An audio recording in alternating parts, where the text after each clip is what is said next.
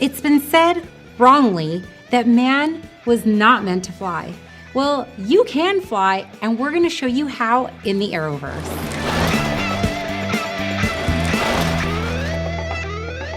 Welcome to In the Arrowverse. I'm Christy Wong. And I'm Dan Milliken. It's really important that we share aviation with everybody around. And if you're not a pilot, this show's for you to learn how to become a pilot. And if you are a pilot, this show's for you because we're going to talk about how to include and get other aviation enthusiasts that magical pilot license. And who better to do that than Pat Brown from AOPA? Pat, thank you so much for coming. Nice to see you. We love I get you. a hug from I you. know, we love you so much. So Pat, I've known you for years because of AOPA, as an ambassador, but you're not anymore. Explain real quick your background and what you were and now what you are. Well, the Reader's Digest version is I started flying when I was 16 years old. That's a long time ago. I tell folks that I'm only 27 now, but I look this way because... Well, you don't look a day over 28. Well, I'm a professional flight instructor. We'll do that too. So at any rate, I've been flying for a long time. Went to work for AOPA. I owned a flight school. I was in the music business for a while. You guys know all that.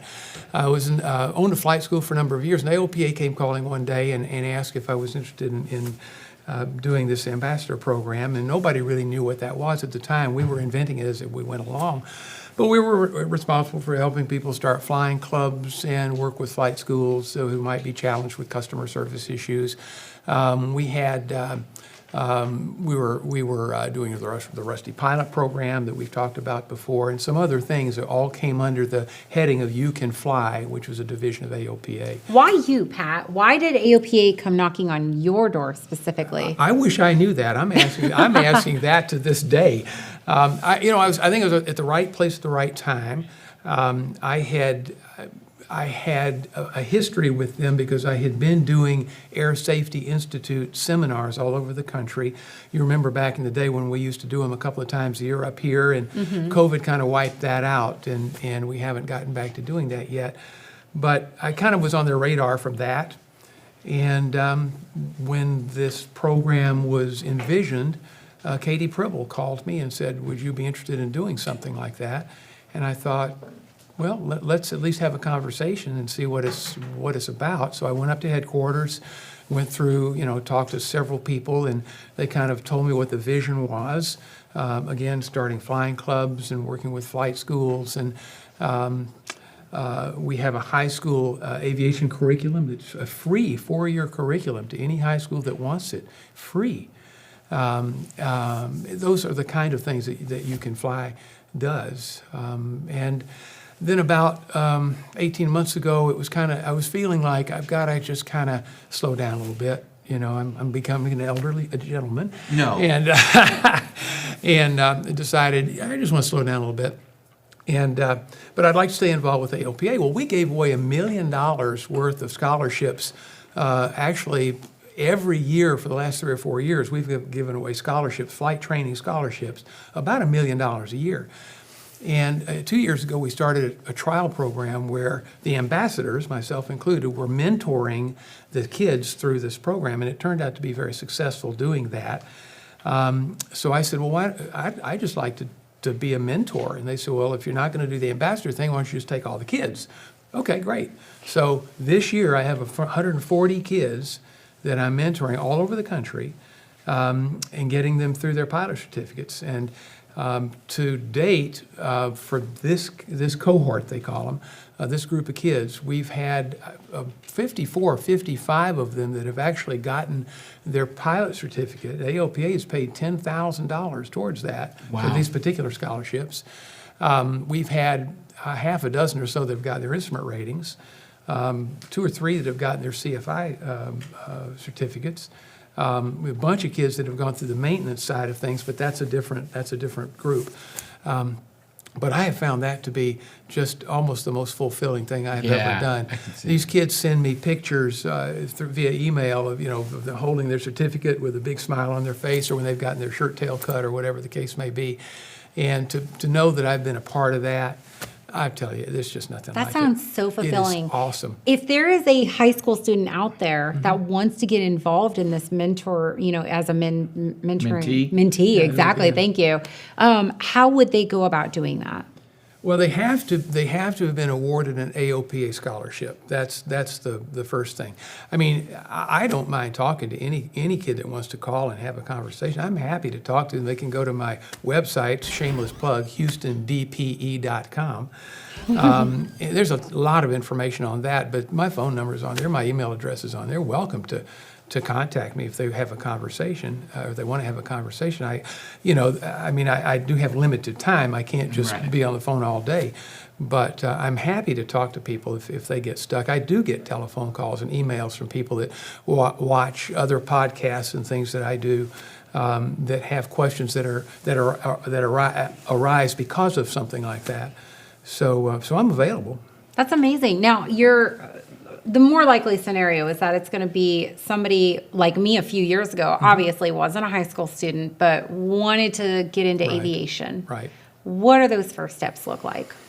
Well, you can always walk out to your local airport or drive out to your local airport. That used to be a lot easier than it is now, especially in bigger cities where there's barbed wire and fences around everything that says you're not welcome here. But, when I grew up in a small town of 7,000 people, you could just drive out and you could drive onto the runway. Who knew? Right. They still do that at Hicks. Yeah, yes, yes, they do, as a matter of fact. Do a Google search. Professor Google knows everything. It's the repository of the entire world's knowledge right now. It's your fingertips. So Professor Google flight schools near me. AOPA has a search engine on our website where you can find flight schools. Walk in. Just walk in without an appointment. See if you're greeted warmly. First of all, that's a really good indication of a good flight school is if somebody pays attention when you walk in. If they don't, turn around, walk out again, because there's other flight schools that are out there that will welcome you. And but that would be one. Just walk into a flight school and say, look, I'm interested in learning how to fly. And hopefully there's a CFI or somebody available to sit down with you and kind of walk you through what the process is. Or, look, all of our CFIs are flying right now. That's a good sign. Can you come back tomorrow, or can we set an appointment where you can talk to our chief or one of our flight instructors, what have you? So really, just walking into a flight school would be step number one. I like it. So step number one, find a flight school. Maybe even if you don't want to take lesson one and drop down a ton of cash, you can at least do a discovery flight. Yes, a discovery flight would be terrific. That's simply, it's exactly what it sounds like. You're just telling somebody, I'm interested in learning how to fly. Convince me that I should. Right, well, because maybe the individual really likes the idea of flying, but maybe they're scared of heights. Exactly. Or they think that they're susceptible to motion sickness. And at least with the discovery flight, you can kind of see where you fall on that. Well, let me tell you a little secret. I'm scared of heights. Yeah. Oh, same. Yeah. Oh, yeah, and absolutely. people that don't fly, haven't flown, think scared of heights and flying, but it's actually, in a plane, there's not that fear of heights. You're usually. scared of falling. Right. Yeah. It's really what it is. Yeah, it's not scared of heights. It's scared of falling. And when you're belted into an airplane, you're not going to fall. Yeah, it's Unless you're in a Stearman going upside down, but yeah. It's the fear of falling. When you're on a ladder or something like that. That's when I get really, really nervous. And I say fear of heights, but it's really the fear of falling. Yeah. So yeah, discovery flight is terrific. And normally, they'll put you in the left seat with an experienced CFI in the right seat, and most of the time they'll actually let you taxi. Oftentimes they'll let you take off with the CFI kind of close to the controls. You will fly most of the flight, and they may, depending on where you're flying out of or back into, may let you fly the pattern, may let you fly the approach.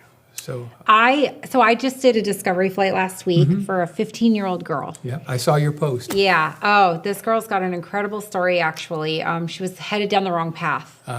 Came across airplanes and was like, hey, I would rather invest my money into airplanes rather than drugs kind of attitude.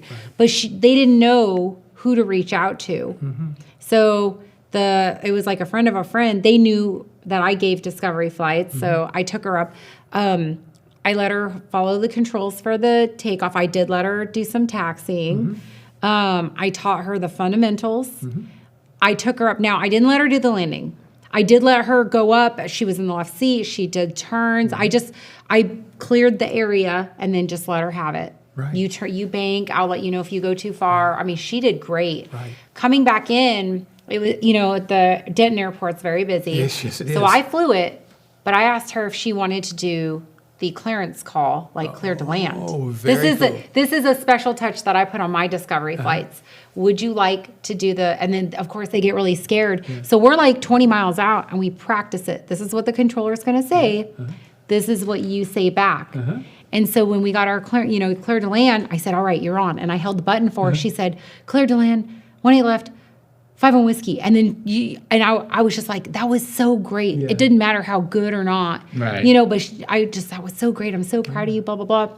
And her confidence level went up like that. Times like 600. Yeah. We get on the ground. She is like, just doesn't even know what to say. And of course, I'm like, yeah, Mom, we took these pictures. She did this, this, and this. And then she did the cleared to land call. And Mom is just over there beaming. And that's my girl. And so these are life-changing experiences. These Discovery flights are super important. And the thing is, so many of these kids, they don't know what they don't know.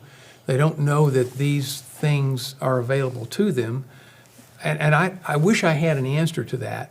AOPA does have a high school curriculum, we talked about that before, that's free to any high school that wants it. So 4-year complete curriculum in a box. There is nothing that the school has to do. I've forgotten the number of schools in Texas that are teaching that curriculum. I think it's 18 or 20. It might be more than that. It might be 30. Several of them are up here in the Dallas area. And this is a 4-year curriculum, totally in the box. It doesn't even require a pilot to be teaching it. So a regular teacher could teach this curriculum. It's all right there. And at the end of the second year, it splits into 2 paths. One is drones, and the other is the professional pilot career. So they can go. It's a parallel path the first 2 years. But we have 3 or 4 schools in Houston. And I'll take those kids, and periodically we'll bring 5, 6, 8, 10 of them or whatever out to the airport, and I'll put them in the 182. We'll go fly, and a couple in the back, one in the front, and the one in the front will fly. And I'll do that 6, 8 times a year. Just in the land, especially the one that was flying the airplane, just like you said, because usually Mom or Dad or there's somebody there chaperoning the group, including their teachers. But boy, I tell you, the smile when they get out of the airplane, it's just they're just beaming. They are beaming. They're beaming, and that's why I keep doing it. For the adults that are watching and want to get into aviation, what do you see are some of the biggest obstacles that they come across while wanting to learn how to fly? Wow. Cost. Yeah, money's a big thing. I mean, I'll just say that's probably the biggest impediment. But when you look at the cost, you have to kind of put it in perspective. When I learned how to fly back in 1990, I'll tell you, I've been flying for 54 years. That's amazing. And but when I started learning how to fly in 1969, my private pilot certificate cost me, if I remember right, about $2,000. Now, $2,000, but that was in 1969 dollars. What would that be in 2024 dollars? Roughly 12. Okay. Roughly 12. So it's comparable. So it's actually quite comparable. So when people say it's too expensive to learn how to fly, I say, well, do you play golf? Right. Yeah. Well, it's a matter of choices. $200 for 18 That is holes or something correct. like that. Do you have a boat? A boat, Right. Boat is just an acronym for bring on another 1,000. So, I've never heard that. boats are hole in the water where you throw money. Well, airplane's the same thing. So a hole in the sky where you throw money, it's the same thing. So it's about priorities. If you want to learn how to fly badly enough, you will figure out a way to make it happen. So I have limited sympathy for that. No, for that I agree argument. with that. But I agree. Let's talk about very specifically what for the adult. I mean, they can't go and apply for the 17-year-old high school scholarship, but Right. what are some solutions, possible solutions, that they might have for financial assistance? Sure. I'm not a fan of borrowing money to finance flight training. Right. But that may be the only option.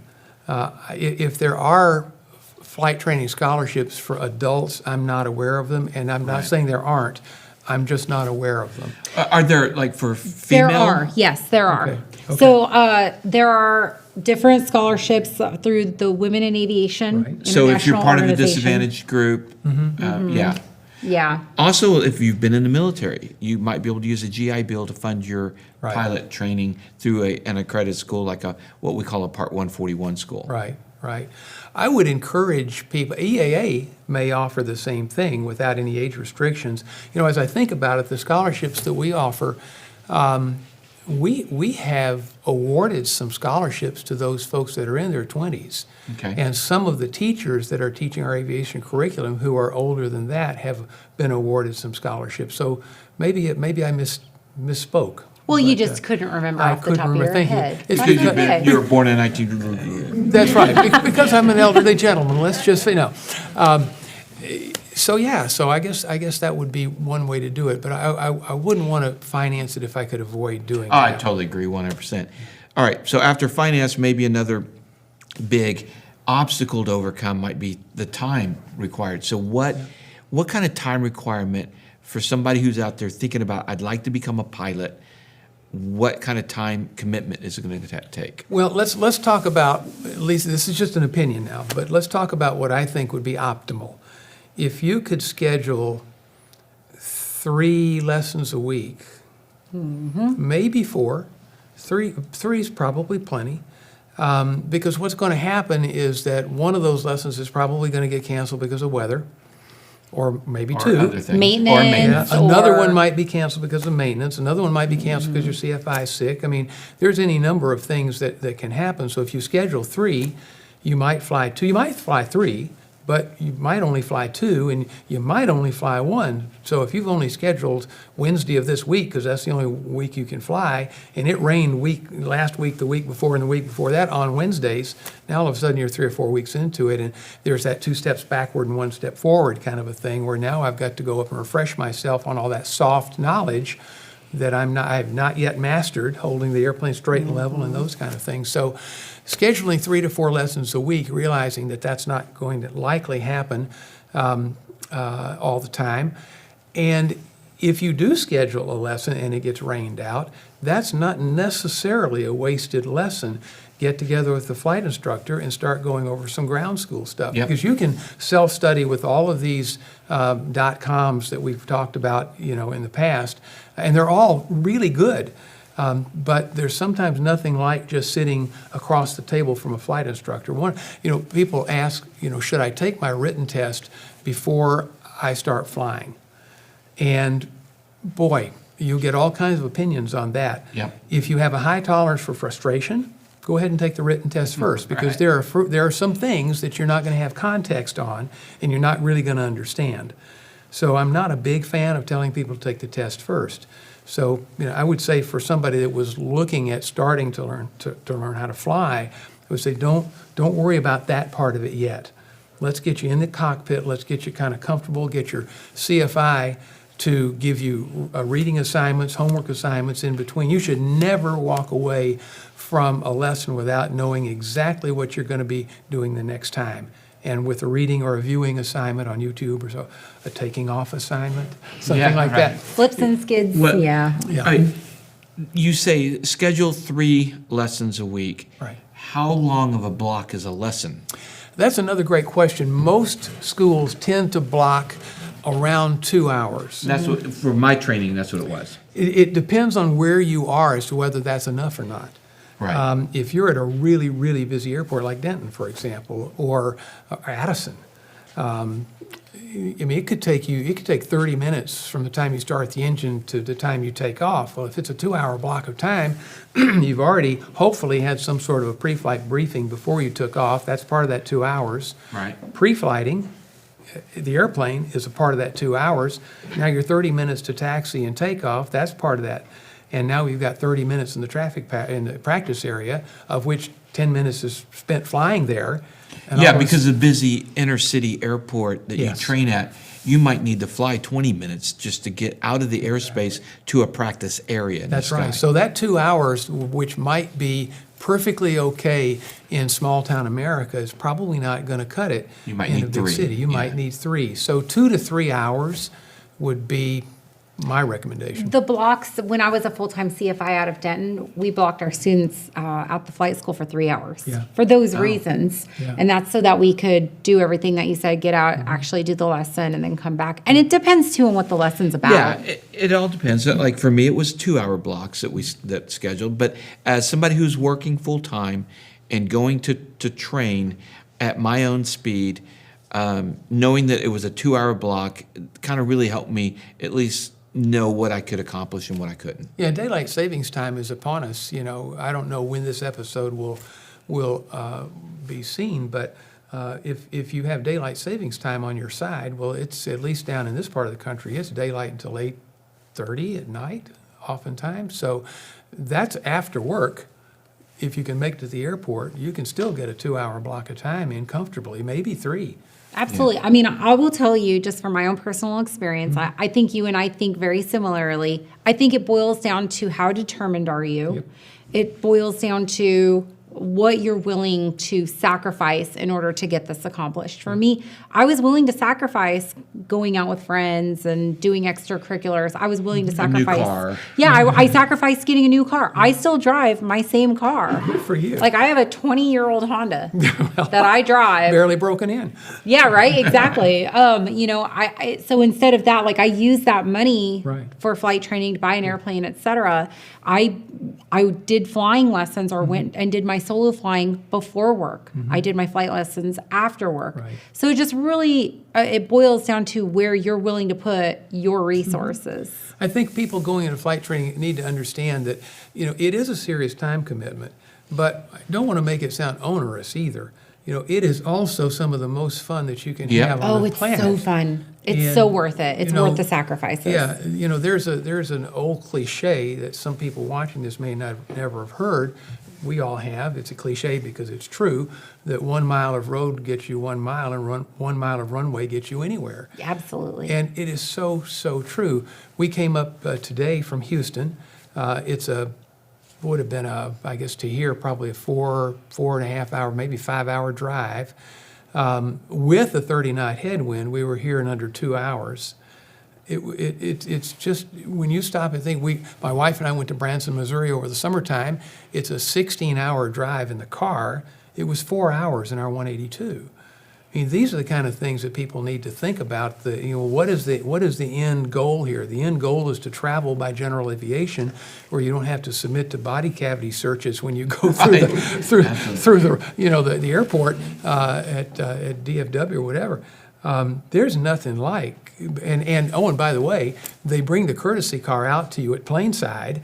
So when we landed today, the courtesy car was waiting there. The red for carpet us. was rolled out. The red carpet was rolled out, and what can we do for you, sir? And here you go. And you don't get any of that in the airlines. So the freedom of personal transportation is just amazing. It is. Now, last question. For the pilot out there watching this show right now, what can they do to help encourage aviation for those who aren't in aviation? Spread the word, give rides.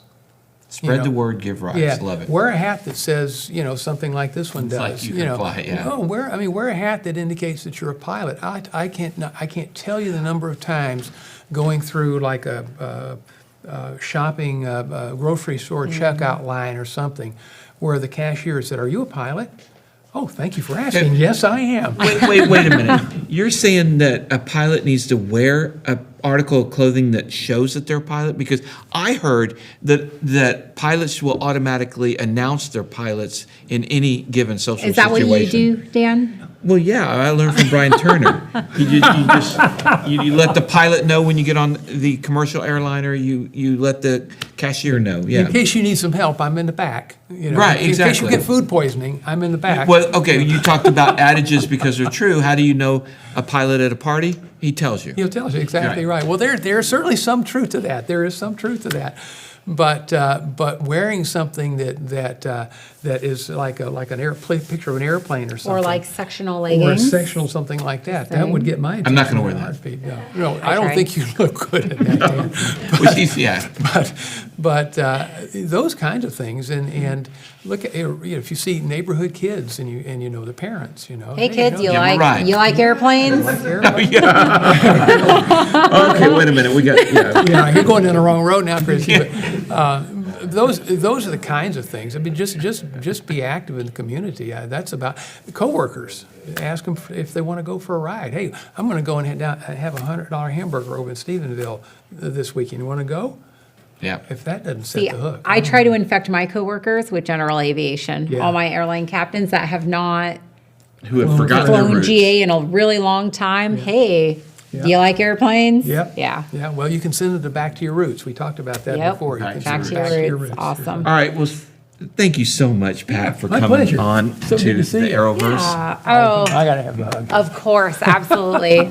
Well, thank you guys so much. We really appreciate you tuning in. Please check out the other content on Arrowverse. It's some really good stuff. Yeah. So watch everything there, and we appreciate you guys. We'll see you next time. In the Arrowverse.